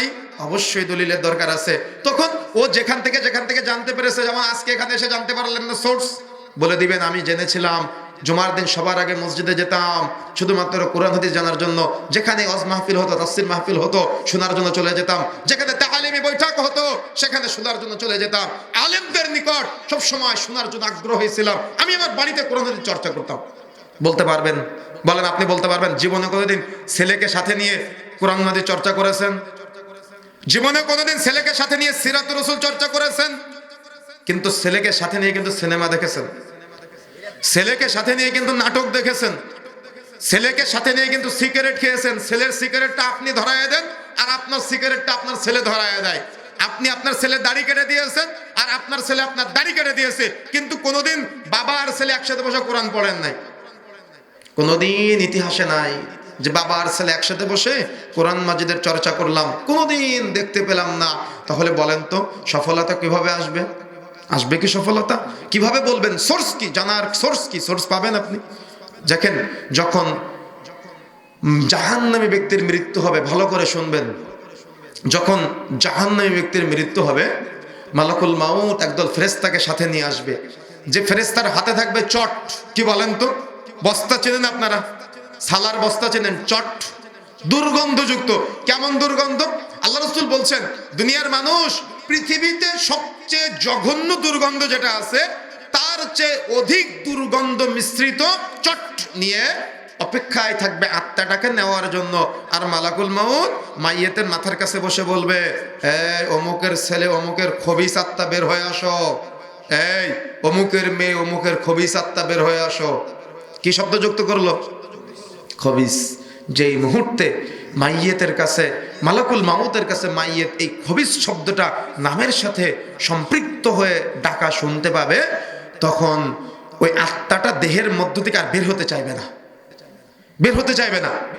জান্নাতি ব্যক্তির আত্মা বের হয়েছে সহজে, কিন্তু ও বের হতে চাইবে না। ও ছোটাছুটি করবে, এক মাথা থেকে আরেক প্রান্ত, এক প্রান্ত থেকে আরেক প্রান্ত পর্যন্ত দৌড়াদৌড়ি করবে। এমনকি আল্লাহ রাসূল সাল্লাল্লাহু আলাইহি ওয়াসাল্লাম বলছেন, মাটিতে ডাক দিচ্ছেন আর সাহাবায়ে কেরামকে বলছেন, সাহাবায়ে কেরাম, যখন আত্মাটা বের হতে চাইবে না, তখন তাকে কিভাবে বের করা হবে জানো? তোমাদের কারোর শরীরে যদি গরম উত্তপ্ত লোহা প্রবেশ করানো হয়, ওই লোহা যদি আবার টেনে বের করা হয়, যেমন গোস্ত রক্ত চামড়া সব ফিঙ্কি দিয়ে বের হয়ে আসবে, পৃথিবীর মানুষ জাহান্নামী ব্যক্তির আত্মা যখন তার দেহ থেকে বের করবে মালাকুল মাউত, তখন ওরকম টেনে হিসড়ে বের করে নিয়ে আসবে। বের হতে চাইবে না, দৌড়াদৌড়ি করবে, ছোটাছুটি করবে, এক প্রান্ত থেকে আরেক প্রান্ত দৌড়াদৌড়ি করবে। রাসূলুল্লাহ সাল্লাল্লাহু আলাইহি ওয়াসাল্লাম বলছেন, আত্মাটা মালাকুল মাউত হাতে নিয়ে সঙ্গে সঙ্গে ওই চট বস্তা দুর্গন্ধযুক্ত যে কাপড়টা আছে ওটার মধ্যে দিয়ে দিবে। ওই দুর্গন্ধ মিশ্রিত কাপড়ের মধ্যে আত্মাটাকে জড়িয়ে আসমানের দিকে যেতে থাকবে। যেতে যেতে যেতে যেতে প্রথম আসমানের দরজার নিকটবর্তী জায়গায় যখন যাবে, তখন দ্বাররক্ষী জিজ্ঞাসা করবে, এটা কে? ফেরেশতারা বলবে, এটা হলো অমুকের ছেলে, অমুকের খবিস আত্মা, অমুকের মেয়ে, অমুকের খবিস আত্মা। যেই মুহূর্তে প্রথম আসমানের দ্বাররক্ষী খবিস শব্দ শুনতে পাবে, তার জন্য আর প্রথম আসমানের দরজা খুলবে না, নিচে অপেক্ষমান অবস্থায় থাকবে। আল্লাহর পক্ষ থেকে কি ফয়সালা আসে, আইলিন নাকি সিজ্জিন, জান্নাত নাকি জাহান্নাম। এদিকে মাইয়েতের আত্মীয় স্বজন কান্নাকাটি করে গোসল দিয়ে জানাজা দিয়ে কবরে রেখে আসলো। আত্মাটাকে, জান্নাতি ব্যক্তির আত্মা নামিয়ে নিয়ে আসা হয়েছিল, কিন্তু আল্লাহ রাসূল বলছেন ওই আত্মাটাকে ওখান থেকে চেলে দিবে। একটা হলো নামিয়ে নিয়ে আসা, একটা হলো ছেড়ে দেওয়া, আর একটা হলো চেলে দেওয়া। বলেন তো কোনটা কঠিন? চেলে দেওয়াটা কঠিন। আল্লাহ রাসূল বলছেন ফেরেশতারা ওই আত্মাটাকে ওই আসমানের দরজার নিকটবর্তী জায়গা থেকে চেলে দিবে, এত জোরে চেলে দিবে, এত জোরে নিক্ষেপ করবে। আল্লাহ রাসূল বলছেন জমিনের নিচে 70 গজ পর্যন্ত ঢুকে যাবে। তখন ওই জমিনের নিচ থেকে তাকে আবার টেনে উঠানো হবে, উঠিয়ে মাইয়েতের দেহের মধ্যে দেওয়া হবে। মাইয়েতকে বসানো হবে, জিজ্ঞাসা করা হবে, মার রব্বুকা, তোমার রবকে? ও তো দুনিয়াতে আল্লাহকে চিনতো না, তাওহীদের স্বীকৃতি দেয়নি, উলুহিয়াত, রুবুবিয়্যাত, আসমা ও সিফাত, রব হিসেবে, রিজিকদাতা হিসেবে, পালনকর্তা হিসেবে, ইবাদতের একক হকদার হিসেবে আল্লাহকে স্বীকৃতি দেয়নি, চিনতো না, জানতো না, মানতো না, ইবাদত বন্দেগী করে নাই। ও বলবে, হ্যাঁ হ্যাঁ লা আদরি, আমি তো আমার আল্লাহকে চিনি না। প্রশ্ন করা হবে, মা দিনুকা, কোন দিনের উপরে ছিলে? দুনিয়াতে দিন চর্চা করতো না। ওয়াজ মাহফিল হলে, তাফসীর মাহফিল হলে, তালিমের অনুষ্ঠান হলে, কেউ তাকে ইসলামের দাওয়াত দিলে সে বারবার বলতো, হ্যাঁ, কথায় কথায় ধর্ম টেনে নিয়ে আসে, বলতো না?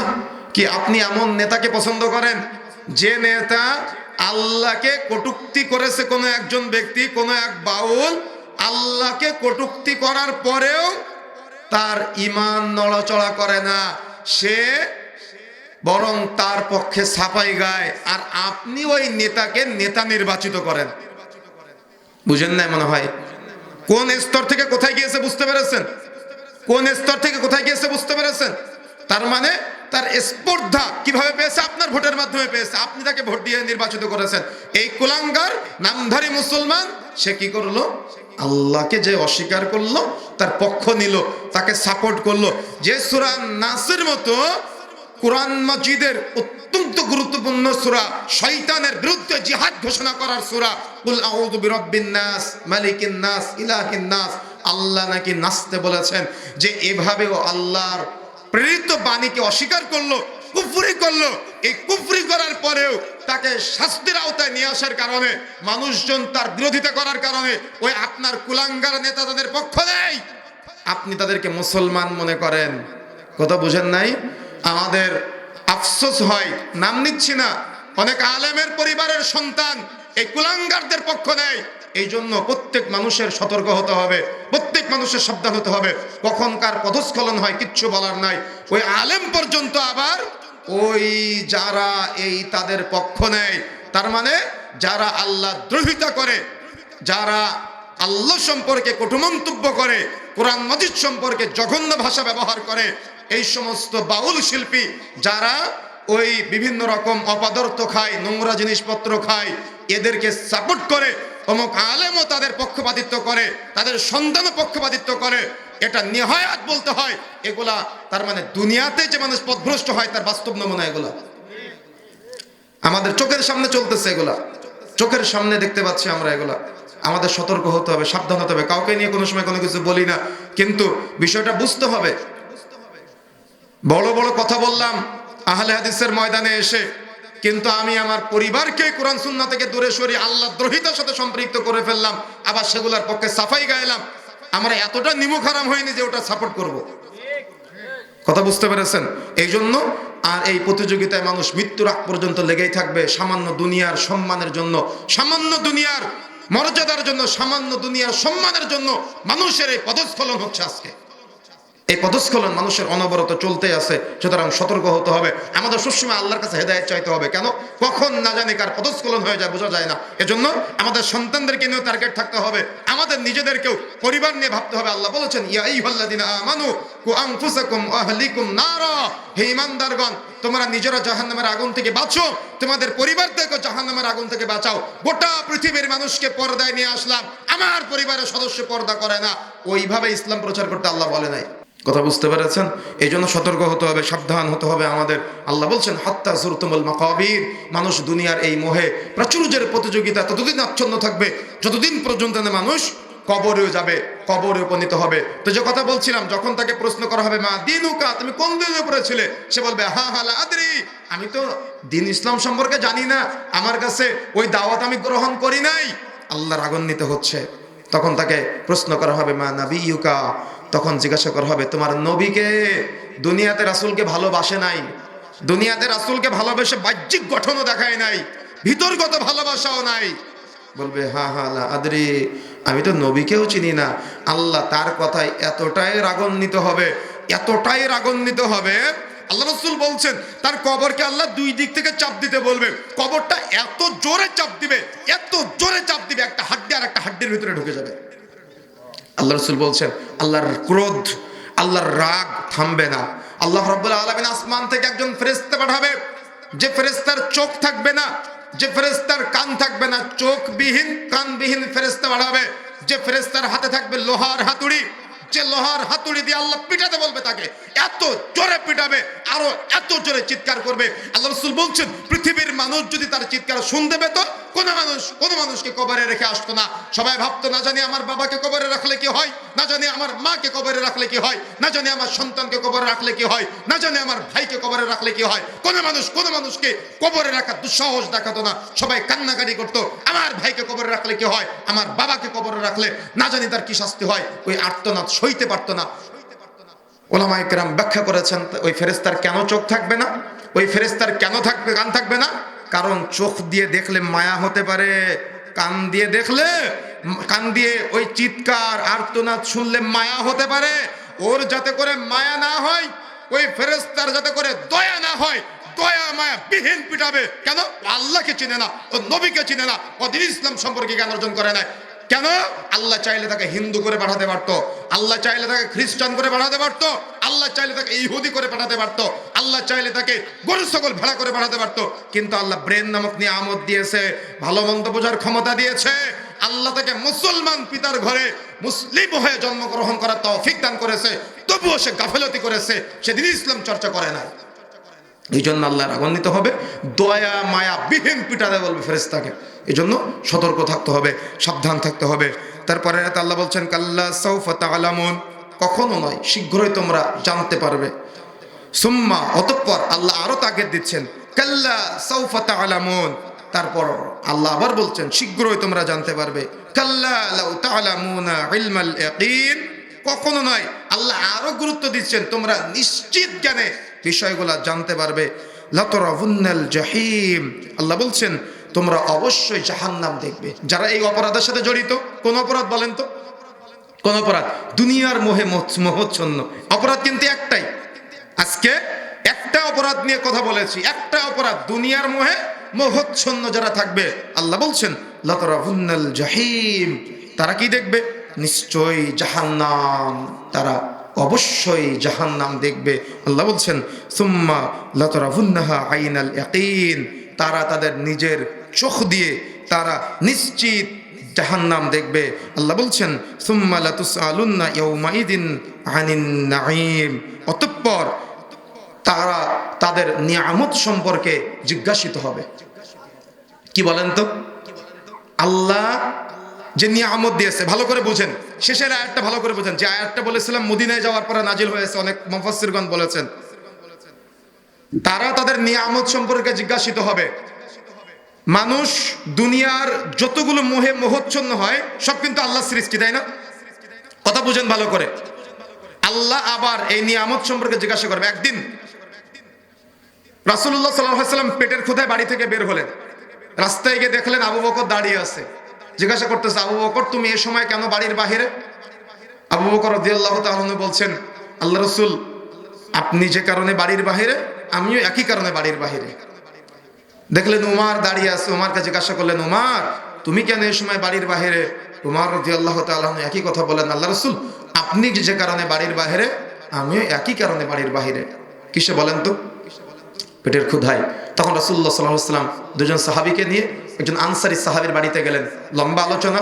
বাড়িতে তিনি ছিলেন না, পানি আনতে গিয়েছিলেন। স্ত্রীকে সালাম দিলেন, সালামের উত্তর আসলো না। আবার সালাম দিলেন, উত্তর আসলো না। পরবর্তীতে উত্তর আসলো। স্ত্রী রাসূলুল্লাহ সাল্লাল্লাহু আলাইহি ওয়াসাল্লাম সাহাবায়ে কেরামকে বসার ব্যবস্থা করে দিলেন বাগানের ভিতরে। যে আনসারী সাহাবী তিনি বাড়িতে আসলেন পানি নিয়ে। রাসূলুল্লাহ সাল্লাল্লাহু আলাইহি ওয়াসাল্লাম দেখে অত্যন্ত খুশি হয়ে গেলেন। রাসূলুল্লাহ সাল্লাল্লাহু আলাইহি ওয়াসাল্লাম এবং দুইজন সাহাবীর জন্য গাছ থেকে কাঁচা পাকা খেজুর পেড়ে নিয়ে আসলেন। রাসূলুল্লাহ সাল্লাল্লাহু আলাইহি ওয়াসাল্লাম এবং দুইজন সাহাবী কাঁচা পাকা খেজুর খেলেন এবং আল্লাহ রাসূলের জন্য একটি বকরি জবাহ করলেন। রাসূলুল্লাহ সাল্লাল্লাহু আলাইহি ওয়াসাল্লাম এবং দুইজন সাহাবী এই বকরির গোশত তৃপ্তি সহকারে খেলেন। খাওয়ার পরে যখন চলে যাচ্ছে, যাওয়ার সময় আল্লাহ রাসূল উমর রাদিয়াল্লাহু তাআলা আনহুকে ডাক দিয়ে বলতেছে, উমর, আল্লাহ তোমাকে যে আজকে নিয়ামত দিয়েছে এই নিয়ামত সম্পর্কে আল্লাহ জিজ্ঞাসা করবে। কিসের ক্ষুধায় বের হয়েছে বলেন তো? আপনি বুঝেন না মনে হয় হাদিসটা।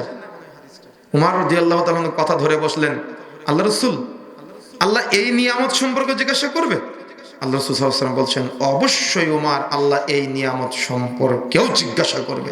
আপনার সন্তান আপনার নিয়ামত, আপনার সন্তান আপনার রিজিক, আপনার ব্যবসা আপনার নিয়ামত, আপনার ব্যবসা আপনার রিজিক, আপনার ইনকাম সোর্স যে পদ্ধতি সেটা আপনার নিয়ামত, সেটা আপনার রিজিক, আপনার স্ত্রী এটাও আপনার ভোগের জন্য আল্লাহ সুবহানাহু ওয়া তাআলা ব্যবস্থা করে দিয়েছেন। যদিও উভয়ের সাথে দেহের মতো সম্পৃক্ত, কিন্তু এটা আপনার তৃপ্তির জন্য সারাদিন পরিশ্রম করে রাতে বাড়িতে ফিরে আসবেন, স্ত্রীর মুখের হাসিতেই আপনার প্রশান্তি চলে আসবে। বুঝেন না মনে হয়? কথা বুঝতে পেরেছেন? আপনার বাড়িতে যে আপনি যে খাটে ঘুমান, যে বিছানায় আপনি ঘুমান, যে বেডশিটটা আছে, এটাও আপনার রিজিক, এটাও আপনার নিয়ামত। আপনি এই মুহূর্তে যে জামাটা গায়ে দিয়ে আছেন, এটাও আপনার রিজিক, এটাও আপনার নিয়ামত। এই মুহূর্তে যে স্যান্ডেলটা পরে চলাচল করতেছেন, এটাও আপনার রিজিক, এটাও আপনার কি বলেন তো নিয়ামত। এই সব নিয়ামত সম্পর্কে আল্লাহ জিজ্ঞাসা করবে। আমার কথা কি বুঝতে পেরেছেন? মানুষ এই চিন্তাটা যদি করতে পারে, বলেন তো সে কি দুনিয়ার মোহে মোহচ্ছন্ন হারাম কাজে লিপ্ত হবে? তার মানে ওর চিন্তা যদি থাকে, আমি যদি হারাম টাকায় একটা খাট কিনি, কিয়ামতের মাঠে আল্লাহ রাব্বুল আলামিন বলছেন, হাত্তা যুরতুমুল মাকাবির, আল্লাহ বলছেন, ইযা যুলজিলাতিল আরদু জিলজালাহা ওয়া আখরাজাতিল আরদু আসকালাহা ওয়া ক্বালাল ইনসানু মা লাহা। বলছেন এই সম্পদ সে যখন দাঁড়াবে। এতদিন কি শুনেছেন? মানুষ কিয়ামতের মাঠে উঠবে, শুনেছেন না? আজকে শুনে রাখেন, আপনি আমি তো উঠবো। আমাদের যদি অপরাধ আছে, এই অপরাধ কাঁধে করে নিয়ে উঠবো। আপনার আমার কাঁধে দেখা যাবে। বুঝেন না মনে হয়? আপনার আমার কাঁধে অপরাধগুলো দেখা যাবে। তখন মানুষ আফসোস করবে। আল্লাহ বলছেন, ওয়াক্বালাল ইনসানু মা লাহা। তখন মানুষ আফসোস করবে, ওই যে বোনের জমি ফাঁকি দিয়েছিলেন, কিয়ামতের মাঠে দেখতে পাবেন আপনার কাঁধে। তখন আফসোস করবেন আর বলবেন, হাই আফসোস, আমি এই সামান্য সম্পদের জন্য আমার বোনের জমিটা ফাঁকি দিয়েছিলাম। বলেন তো আফসোস করে লাভ আছে? সেদিন আফসোস করে লাভ আছে? আফসোস কখন কোথায় করতে হবে? এখনই করতে হবে। এই সব নিয়ামত আপনার আমার হাত চাওয়া নিয়ামত। হাত নিয়ামত কেমনে? আজকে এক ভাইকে দেখলাম, খারাপ লাগলো, শুনতে পায় না, কথাও বলতে পারে না, আপনাদের এলাকার সন্তান। পঙ্গু হাসপাতালে গিয়েছিলাম একবার এক ভাইকে দেখতে। কত মানুষের হাতের কবজি থেকে নাই, কত মানুষের কনুই থেকে নাই, কত মানুষের বাহু থেকে নাই, কত মানুষের হাঁটু থেকে নাই, কত মানুষের দাপনা থেকে নাই। চক্ষু হাসপাতালে কত মানুষের দুইটা চোখ নাই। দেখেছেন না আপনারা? আমার আপনার সামনে আছে না? বলেন তো আল্লাহ আমার কোনো খুঁত দিয়েছে? আমাদের শরীরে কোনো খুঁত আছে? নিখুঁত শরীরের অধিকারী করেছেন। এই প্রত্যেকটা অঙ্গ প্রত্যঙ্গ কি আমাদের মাঠে কথা বলবে? মুখকে বন্ধ করে দেওয়া হবে, হাত কথা বলবে। আপনারা হয়তো দেখেছেন অনলাইন সোশ্যাল মিডিয়ার মাধ্যমে নতুন একটা ডিভাইস বের হয়েছে। এই মোবাইল ফোনগুলো থাকতেছে না। কি বের হয়েছে জানেন? আংটির মতো বের হয়েছে। আপনি আঙ্গুলের এখানে পরে থাকবেন, আর আপনার এই শাহাদাত আঙ্গুল থাকবে কানে, বৃদ্ধাঙ্গুল থাকবে মুখের সামনে। এই মাইক্রোফোন ছাড়াই এই হাত আপনার কথা অন্য প্রান্তে পৌঁছে দিবে। আবার মাইক ছাড়াই এই হাত আপনার কানে অন্য প্রান্তের কথা পৌঁছে দিবে, শুধু একটা আংটি পরে থাকবেন, এই হাতের এখানে স্ক্রিন হয়ে যাচ্ছে, ডিজিটাল স্ক্রিন। এই যে আধুনিক প্রযুক্তি, দুনিয়াতে আপনার হাত কথা বলতেছে, দুনিয়াতে আপনার হাত কথা শুনতে পাচ্ছে। আল্লাহ সুবহানাহু ওয়া তাআলা বলেছেন কিয়ামতের মাঠে হাত কথা বলবে। দুনিয়াতে যে হাত কথা বলতে পারে, ওই হাত কি বলতে পারবে না? এই হাত দিয়ে কি কি অন্যায় করেছিলেন একটু ভাববেন। এই আঙ্গুলের একটা মুখ আছে, এই আঙ্গুলের আরেকটা মুখ আছে, এই আঙ্গুলের আরেকটা মুখ আছে, এই আঙ্গুলের আরেকটা মুখ আছে, কানের একটা মুখ আছে, চোখের একটা মুখ আছে। সবাই আপনার আমার বিরুদ্ধে কথা বলতেছে। আমার আপনার কি হবে? আমার কি হবে বলেন তো? কি হবে আমার? দুনিয়ার মোহে মোহচ্ছন্ন হয়ে আমি সবকিছুর গোলামি করলাম, তাবেদারি করলাম, শয়তানের বন্ধুকে রূপান্তরিত করলাম, আমি তো আখিরাত হারিয়ে ফেললাম। এই জন্য দুনিয়ার এই সংক্ষিপ্ত জীবন, আমাদের এই সংক্ষিপ্ত জীবনে দুনিয়ার মোহে মোহচ্ছন্ন হওয়া থেকে বিরত থাকতে হবে। যতটুকু আল্লাহ দিয়েছেন, যে লেভেলে আল্লাহ রেখেছেন, ওই লেভেলে থেকে অতটুকুতে সন্তুষ্ট থাকতে পারলেই দুনিয়াতে তৃপ্তি, আখিরাতে জান্নাত। আমাদের মা বোনেরা অনেক সময় স্বামীদেরকে বিপথে নিয়ে যায়, সুদের লেনদেনে জড়ায়, ঘুষের লেনদেনে জড়ায় দেয়। করবেন না, সন্তুষ্ট থাকার চেষ্টা করবেন। আমাদের যুবক ভাইয়েরা অনেক সময় বেশি ইনকাম করতে গিয়ে হারাম পথে ইনকাম করে ফেলেন, অবশ্যই বিরত থাকতে হবে। আমাদের মুরব্বী চাচারা অনেক সময় হারাম পন্থায় ইনকামের সাথে সম্পৃক্ত, হারাম খাদ্য সেবনের সাথে সম্পৃক্ত। দুনিয়াতে সবাই বড়লোক হওয়ার জন্য, সন্তান ভবিষ্যৎ প্রজন্মের জন্য হারাম সম্পদ রেখে যাচ্ছেন। সতর্ক হতে হবে, সাবধান হতে হবে। পারবো ইনশাআল্লাহ। রজনী গভীর হয়েছে, আমরা আলোচনার সামনে নিয়ে যেতে চাচ্ছি না, তবে এতটুকু নসিহা করে যেতে চাই, দুনিয়ার মোহে মোহচ্ছন্ন না হয়ে দুনিয়ার কল্যাণ, আখিরাতের কল্যাণ আল্লাহর কাছে চাইতে হবে। আল্লাহকে বলবেন, আল্লাহ আমার জন্য যতটুকু কল্যাণ আছে তুমি আমাকে ততটুকু দাও। আল্লাহ আমার জন্য যেটা অকল্যাণ তুমি আমাকে দিও না। অনেক সময় অনেক ভাইয়েরা আপনার খুব চাচ্ছে মন যে আমার এটা দরকার। ভালো করে মনে রাখেন, দোয়া করার পদ্ধতি শিখেন। অনেক সময় অনেকেই চাই যে আমার এটা দরকার। আমাদের অনেক কিছু দরকার আছে না, আপনি চাওয়ার সময় খাস করে দিবেন না, বরং আপনি আল্লাহকে বলবেন, আল্লাহ আমার জন্য যদি তুমি ওই দোকানটা কল্যাণকর মনে করো, তাহলে ওখানে আমার চাকরিটা দাও। আল্লাহ আমার জন্য যদি অমুক নারীটা কল্যাণকর মনে করো, তাহলে তুমি আমার তার সাথে বিবাহর তৌফিক দান করো। আল্লাহ অমুক ছেলের সাথে যদি তুমি আমার মধ্যে কল্যাণ রাখো, কল্যাণ থাকে, তাহলে তুমি তার সাথে আমার বিবাহ দাও। কিন্তু আল্লাহর কাছে এভাবে বলবে না, তাকেই আমার দরকার, ওখানে আমি যাব। বুঝেন না মনে হয়? আল্লাহর কাছে কল্যাণকর জিনিস চাইবেন, আল্লাহর কাছে কল্যাণকর কিছু চাইবেন, তাহলে আপনি ঠকবেন না। আর আপনি যদি খাস করে দেন, আল্লাহর পক্ষ থেকে আপনি পাবেন, কিন্তু কল্যাণ হলো কিনা সেটা আপনি বুঝতে পারবেন না। কথা বুঝতে পেরেছেন? এই জন্য আপনি যেটাই চান, আপনি যখন সন্তান চাইবেন না, আল্লাহর কাছে নতুন বিয়ে করেছেন, সন্তান চাইবেন, অনেকে চাই না, এই জন্য কল্যাণকর সন্তান পাই না। চাইতে হয় রব্বি হাবলি মিনাস সালিহিন, আল্লাহ তুমি আমাকে নেককার পরহেজগার একটা সুসন্তান দান করো। কি চাইতে হয় বলেন তো? নেককার, কল্যাণকর, পরহেজগার সন্তান আল্লাহর কাছে চাইতে হয়। জন্য সব কিছু, ব্যবসা করবেন কল্যাণকর ব্যবসা চান, দোকানদারি করবেন কল্যাণকর আল্লাহর কাছে চান, সন্তান চাইবেন কল্যাণকর চান, স্ত্রী চাইবেন কল্যাণকর চান, স্বামী চাইবেন কল্যাণকর স্বামী চান। অর্থাৎ যা কিছু চাইবেন আল্লাহর কাছে কল্যাণকর চাওয়ার চেষ্টা করুন। যদি আপনার জন্য কল্যাণ থাকে, আপনার মন সেদিকে টানবে ইনশাআল্লাহ। আল্লাহ রাব্বুল আলামিন আমাদের যে কথাগুলো বলার তৌফিক দান করেছেন, আমি সহ আমাদের সবাইকে আমলে বাস্তবায়ন করার তৌফিক দান করুন, আল্লাহুম্মা আমিন। আমাদের সমাজের মানুষ, আমরা যে অপরাধগুলো নিয়ে আলোচনা করলাম, এই অপরাধ থেকে আমাদের বিরত থাকার তৌফিক দান করুন, আল্লাহুম্মা আমিন। এই সমাজে যারা অসুস্থ আছে, আল্লাহ রাব্বুল আলামিন তাদের সবাইকে শিফায়ে কামিলা আজিলা দান করুন, আল্লাহুম্মা আমিন। ফাতিমা রাদিয়াল্লাহু তাআলা আনহা কওমি মাদ্রাসার উদ্যোগে আজকের প্রোগ্রাম, এই প্রোগ্রামকে আল্লাহ রাব্বুল আলামিন যারা আঞ্জাম দিয়েছেন, আল্লাহ সুবহানাহু ওয়া তাআলা তাদের সহ আমরা যারা এখানে উপস্থিত আছি, আমাদের সবাইকে একসাথে জান্নাতে বসার তৌফিক দান করেন, বলেন আমিন। এই আশা, এই দাবি, এই দাওয়া ব্যক্ত রেখে সংক্ষিপ্ত সময়ের আলোচনা আমি এখানে সমাপ্ত করছি। সবাই আমার সাথে সাথে বলেন সুবহানাকা আল্লাহুম্মা ওয়া বিহামদিকা আশহাদু আল্লা ইলাহা ইল্লা আনতা আস্তাগফিরুকা ওয়া আতুবু ইলাইক। আসসালামু আলাইকুম ওয়া রাহমাতুল্লাহি ওয়া বারাকাতুহু।